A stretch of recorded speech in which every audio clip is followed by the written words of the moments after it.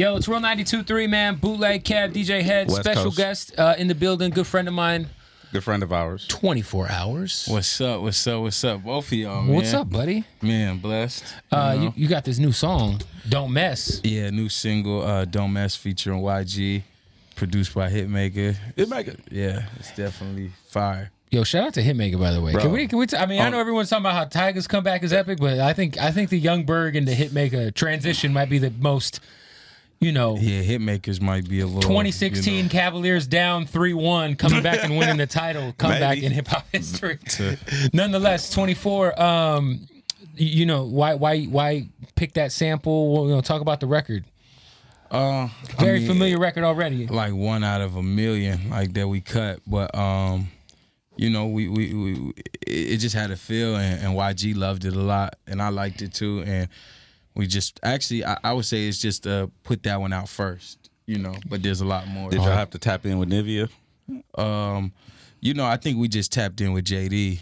That's the JD call. Yeah, That's the Brian phone Michael call. Cox wrote it, so that's like So Def family, so that's just easy for me. So 100%. Yeah, the JD's the big homie. Yeah. It's crazy because you just posted a little throwback. Like you did a No Jumper interview with Adam 22 when you were Royce Rizzy. Yeah. What year was that? Like 2015, 2016? Like 15. That's crazy, man, to think like you've had like go ahead. two pretty successful like runs, respectively to, when you were Royce Rizzy and now, this direction of music. For sure. What did you learn coming up under JD? Like the whole the So Def I think days? I learned like the mainstream, like big numbers, and like just like a whole nother thing. Like Royce Rizzy before JD was like me and Zaytoven going crazy, and like me and Bankroll Fresh and Rest in peace. like just like me in Atlanta culture and like live mixtapes and like traveling the South and like doing me. Then when I met JD, things South by shit and all that. Yeah. When I met JD, things got bigger. Like let's think Hot Now, let's think Summer Jam, let's think bigger. So I didn't really understand it at the time, until like after the whole swap, and like I finally seen like what radio is like and what like these big festivals and just bigger was. I do want to ask you about the swap, because I met you when you was still Rizzy. Yeah. Now, are you weird about that? Like, I know a lot of people who change their shit up. Nah. Be weird about talking about it. They don't even want to acknowledge that exists. Like, Nah, it's tight for me because I think like being 10 years plus like in the game, like, and having relationships that go past 10 years with people that's changed their name too and done things Right. like it just show like there's survivors in this game that last 5, that last 10, that last 20, that last 30. So it's like I feel like 10 is the first big step. Like, wow, 10 years of making money and getting money off of what you love to do. hip-hop. You know what I'm saying? Yeah. I ain't worked a job in 10 years. I ain't did like, it's been strictly music. So I just feel like it's a survival, and it was just a smart move. And I encourage a lot of people. Ask me all the time, like, yo, I thought that Rizzy fell off, like, and then I just found out it was you. Like, congrats. I think I'm gonna try the same. I'll be like, go for it. Like, Yeah, go why not? for it. Why not? Yo, how did you fall into mastering your version of the auto-tune thing? Because I feel like your auto-tune is very distinct. I feel like there's an art form to using auto-tune. Like, yeah, mine was honestly like I knew what I wanted to sound like, so I had to go to like the greatest people to try to figure out how to sound like this in like the most professional way. So like, I've been in New York back when Mike Dean was staying in New York. Me and him was locked in, trying to work on the sound. Like, he had mixed the first 24 song that ever got mixed, Mike Dean, and then, bouncing around and meeting different producers like Timbaland, and then me and Ty, shout out my brother Ty Dolla Sign. Me and Ty was at his crib, and like we even, it was to a point where we had the sound, but it just needed to be tightened, and like we was trying to figure out the science on it, and then me and Ty figured out something, and then I don't know, we just kept going with it. It's been like a progression, but a lot of the legendary people to me, like that mean something to me in our culture when it comes to like unique sounds, like have reached out to me like, yo, protect your sound. And, did you get the T-Pain call? Like, yo, I see what you're doing. I love T-Pain, and T-Pain loves me, and T-Pain's fucking amazing we live. do it like he calls me, and me and T-Pain sat chair next to each other like this and record and pass the mic. That's and like dope. Really? he come and sit in my at the shows. Have you ever seen him live? Yeah, perform? I sat. He came like I was doing a show. Tokyo was doing a show. I think where he was opening up and Payne was closing it or something like that. And we watched Payne's whole. We watched his whole show set. I didn't expect. I remember I went to a Payne show. I didn't expect a lot, but I was like, "What? This is like one of the best fucking live performers I've ever seen." It was crazy. Definitely one of the He best was shows playing I've ever been to. MPC and shit. He did a remix to What You Like, and one night we was at Poppy, like last November we was in Poppy, and I was there. I was with Wiz, and we was watching Payne performing, and he just drops the What You Like remix and passes me the mic. I'm like, oh man, shit. It was lit, and he performed every word to his verse. So shout out to, I can just call him though, like, and Payne always pick up my call. 24, what's up? That's like, dope, you know man. What I'm saying? You I just saw that you were shooting a video with the boy MGK. Shout out to homie Kels. Yeah. You're kind of like low key the slept on go to guy for hooks right now. Like I feel like you haven't had that like one super big breakout like hook on somebody's shit, but people it's are so coming crazy to you for like, a lot if of you hooks. pull the like rap sheet up, like It's like coming soon though. Like it's just like I one's don't gonna know because it's like the rap sheet is like from our biggest artists already got the hooks from me. Like I did 2 videos with G-Eazy and 2 songs. Oh, and of course. Did that. I did The G-Eazy shit was right hard as before, fuck. Right before Tyga heated his back up, me and him shot a big video.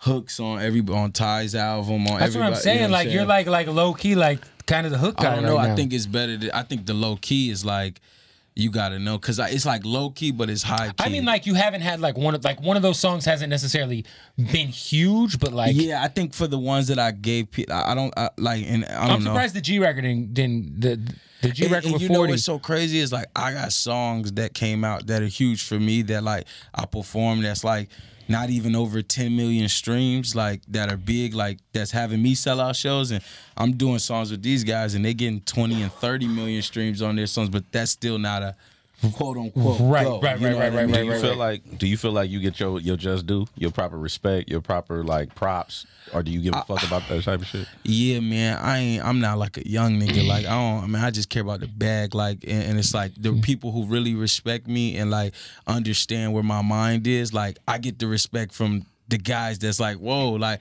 I never thought you would give me the respect versus like a young dude who just got like 300,000 plays on his SoundCloud. Like what, 24?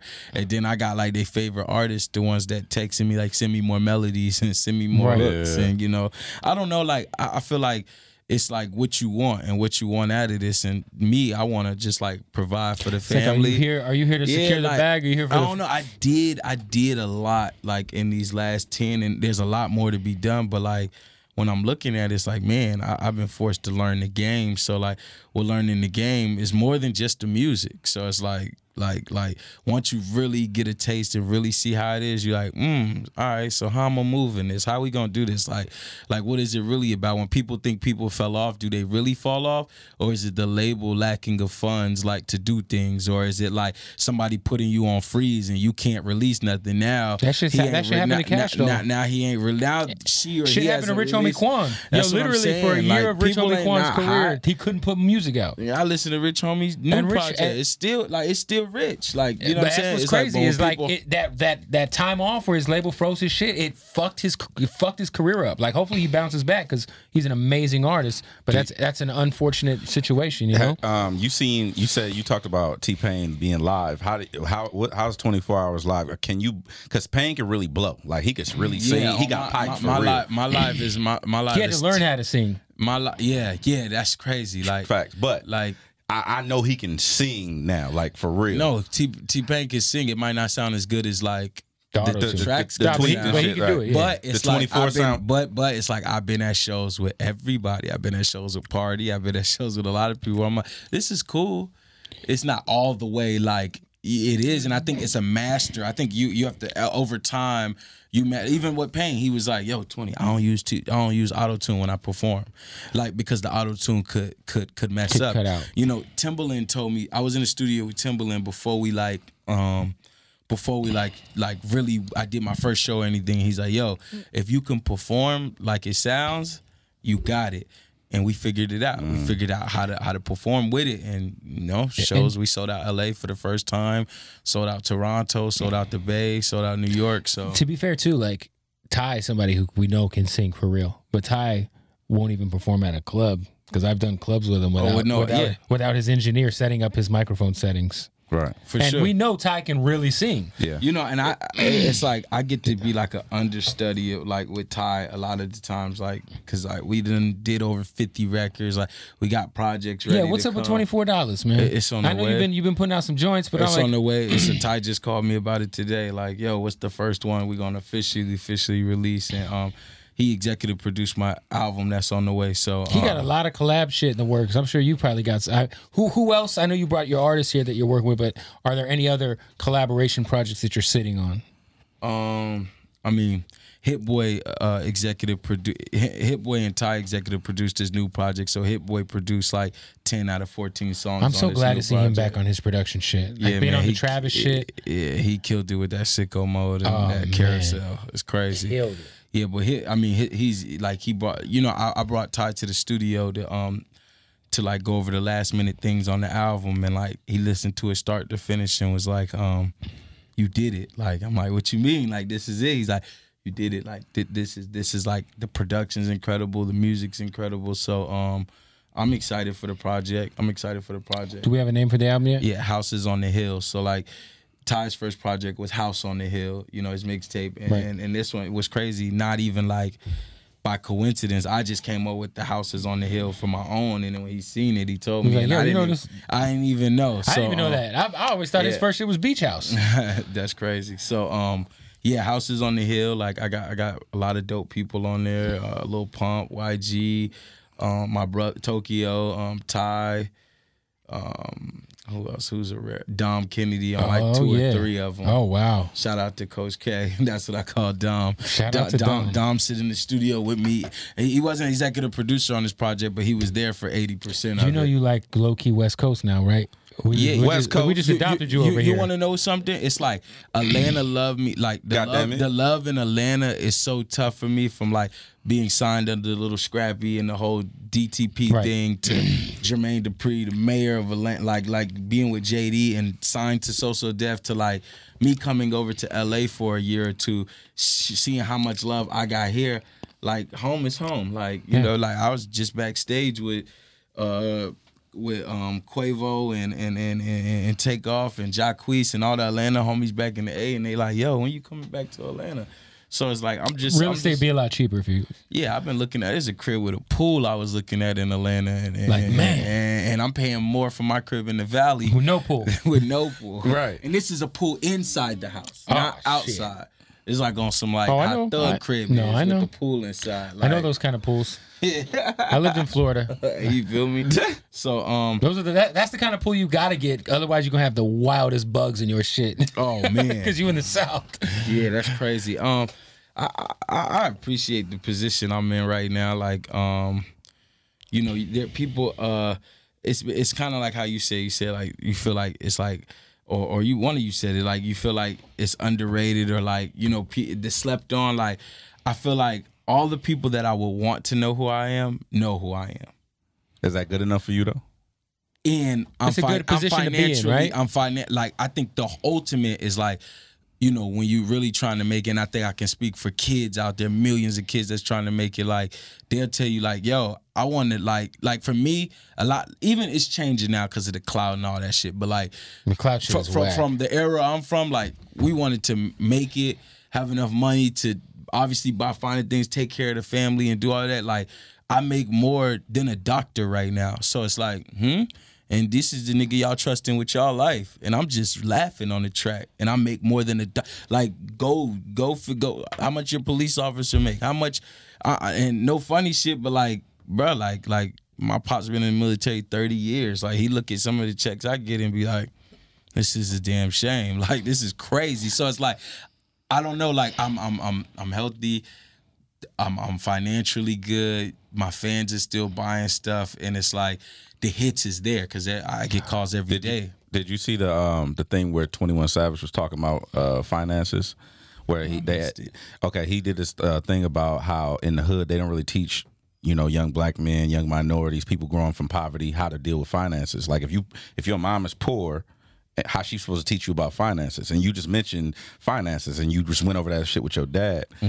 Like, when did it click for you? Because I know you had to be buying stupid shit early on, right? I think when I was Rizzy, like I was taught by like the streets in Atlanta, and I was taught by like the people I was running behind. So like, you know, you had some good game. There was, you know, like I mean, the game. Honestly, a lot of it was cool. It's kind of like, you know, a lot of it was cool depending what type of artist like you had a vision for. So like a lot of the things that was instilled in my mind, like when I moved to LA and got new management that just wasn't like the homies out in Atlanta, and they start teaching me about business management and taxes and percents and all of this. I'm like, oh, okay. I was never dumb. So it was like, yeah, I was always wondering how the niggas back home did it. Cause like I see, you know, cats that I look at, quote unquote, successful, where, yeah, they don't believe in bank accounts and they don't believe in a lot of stuff. And a lot of people was paying cash. I remember my manager over here was like, why do you have to get everything in cash? I'm like, nigga, because cash is cash. I don't want no one like messing up I don't want no one. And then I learned later. I got it. But then I see the people that master both. We just talked about this the other day because, you know, I set up a show for you in AZ, and I think your manager was like, yo, you know,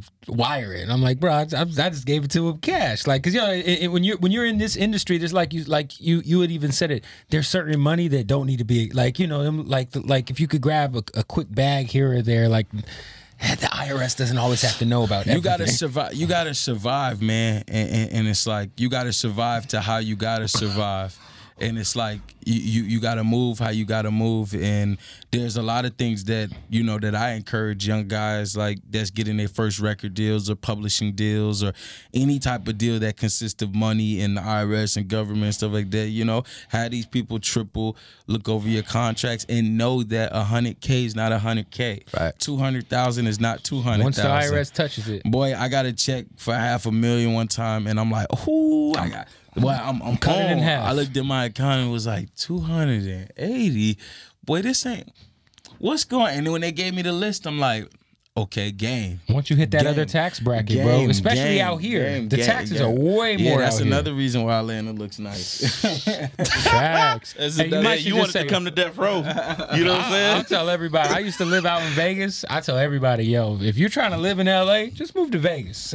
You know, live for a tenth of the price, and it's a 45-minute flight.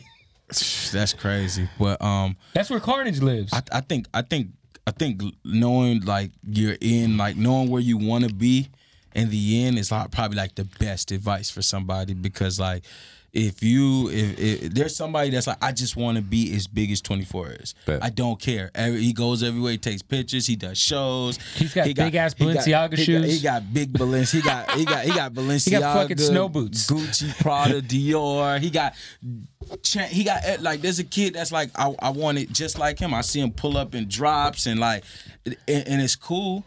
And it's like, if that's your end goal, like, it's not, I mean, to somebody it seems impossible, but it's very possible. Like, I remember sitting in the studio with you, and I was still signed to Jermaine Dupri at the time, but he was like, yo, well, if you got a record, go out to LA and see if it worked. But I'm from I'm like, all I know is ATL, go to the strip club, break the record, go with Esco, I just know how to make a record go in Atlanta. So in LA, when I got out here, it was like, yo, this is weird. Hold up, what's going on? Like, it's just different. Like, it's not set up for the independent artists to come in and 100%. Just like win. Like, you can go to Atlanta and hear a song 40 times on the radio one day and be like, who is this? And find out that was Little Baby 2 years ago. Like, like when I was back in Atlanta and I had and What You Like was going, I would get to the city and we go do radio and they're like, yo, you heard of Baby? I'm like, nah, I don't know who that is. And I had left from Atlanta. I'm living in LA, so it's like, She get hot. You know what I'm saying? And Drama had hosted my tape, and Drama had did his tape the same week. So it's like, you know, people can be. It's just like LA. Atlanta's something else, though, man. Man, I take people from LA who's quote unquote like a little lit out here, and we get to Atlanta, and I'm like introducing them to radio people and DJs and all this, and they're like, nice to meet you. Like, oh wow, and I'm like, yeah, you know, this is Blase Bar. They're like, oh, nah, I never heard of them, but that's what's up. Oh, you from LA? That's what's up. Man, YG just dropped like da-da-da-da-da. And that's how people look at it in Atlanta. But it's different for coming out to LA too, because if you look at the shows that's booked out here and how you do it in certain scenes, like it'll be cats from Atlanta out here, like or Philly or New York doing shows at the Observatory or doing shows out here way before like the city of LA. Oh, of course, even the knows. Observatory. Because there's 100%. The kids know. 100%. It don't matter. Like I remember somebody had booked 100%. P&B Rock out here. 100%. And they was like a little scared. Something about like, that. Oh, there's something about that Orange County crowd, man. But they booked P&B and they was like, "Do you know this guy? Da da da da da." I'm a little scared. Like we booked him. The tickets ain't really moving well. Da da da da. He never promoted. He promoted it the day he was coming. They sold out, and like they were like, "How is this?" And I'm like, "Bro, the kids know what time it is." Like, yeah, there's something about that Observatory venue, man. They are we sold always, it out a lot of times, and it's like every time it's love. Like, nah, for sure, it's man. love. So it's like that's one of the reasons we moved out to LA. Like me and Tokyo was like we played a show in Atlanta. People was kind of like, it's cool. Then we came to LA the very next week, and everybody was screaming Uber everywhere, and we was like, "Oh, we out." Is there any friendly competition between you and your brother? Nah, like we Do y'all even go down that road as far as like, man, I'm lit right now, you quiet, or y'all don't joke like that either? I don't think, because like I'm not a like. Once again, I'm like an older brother for real. Like I'm like an OG. Like I don't like we ain't got like I'm looking at your accomplishments and teaching you about financial and like we like. 20's the like Tokyo would be like, oh no, 20 like he like the boss, like he like, you know, he kind of like this, and like he looks at my music and be like, yo, it's hot, and I look at his and tell him his is hot, and like we mob like that's little bro, I'm big bro, and like I got your back, whatever you need, and like don't ever do nothing that you don't feel comfortable doing. Like always give me a call, like so you know, shit, I might end up on a call about him that got nothing to do with me with anybody. Would you tell him?